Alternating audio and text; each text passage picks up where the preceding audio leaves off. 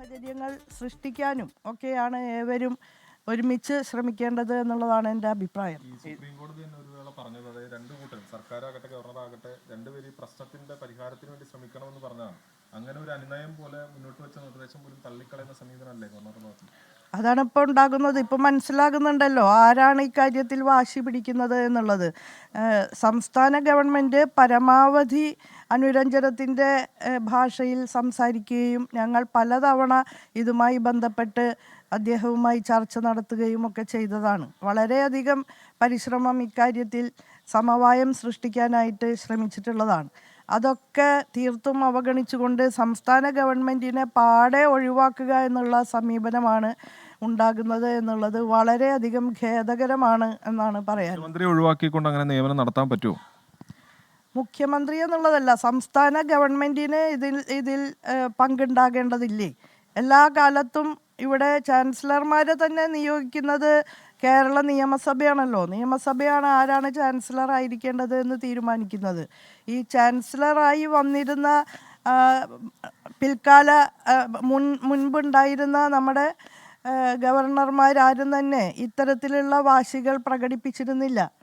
ഈ ഗവൺമെൻറ്റിൻ്റെ കാലത്ത് നിർഭാഗ്യവശാൽ ഇങ്ങനെയുള്ള പിടിവാശികൾ നമ്മുടെ ഉന്നത വിദ്യാഭ്യാസ മേഖലയിൽ കാലുഷ്യങ്ങൾ സൃഷ്ടിക്കുകയാണ്. വളരെ പ്രയാസകരമായൊരു സ്ഥിതിവിശേഷം ഇതുമായി ബന്ധപ്പെട്ട് ഉണ്ടായി വരുന്നു.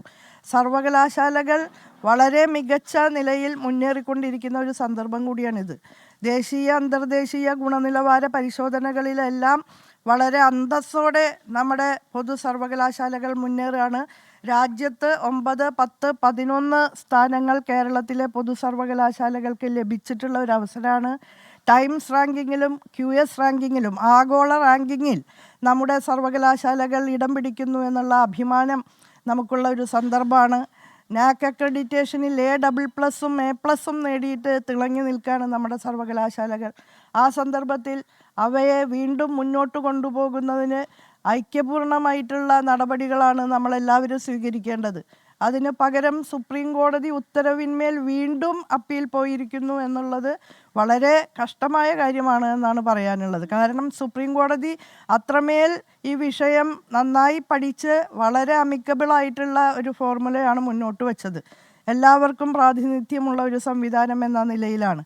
നീതിയുക്തമായ ആ തീരുമാനം അംഗീകരിച്ചു പോകുകയായിരുന്നു വേണ്ടത് എന്നാണ് എൻ്റെ അഭിപ്രായം. മാധ്യമങ്ങളെ കാണുകയായിരുന്നു. ഗവർണറുടെയും ചാൻസലർ എന്ന നിലയിൽ അദ്ദേഹത്തിന്റെ ഇടപെടലിനെ കുറിച്ചായിരുന്നു ഡോക്ടർ ബിന്ദുവിന്റെ പരാതി. ലോകത്തെവിടെയായാലും ഏത് സമയത്തും 24 വാർത്തകളും ഓഗ്മെന്റഡ് റിയാലിറ്റി പാക്കേജുകളും എക്സ്പ്ലെയിനറുകളും വിശദമായി കാണാൻ ഞങ്ങളുടെ യൂട്യൂബ് ചാനൽ നിങ്ങൾക്ക് സബ്സ്ക്രൈബ് ചെയ്യാം.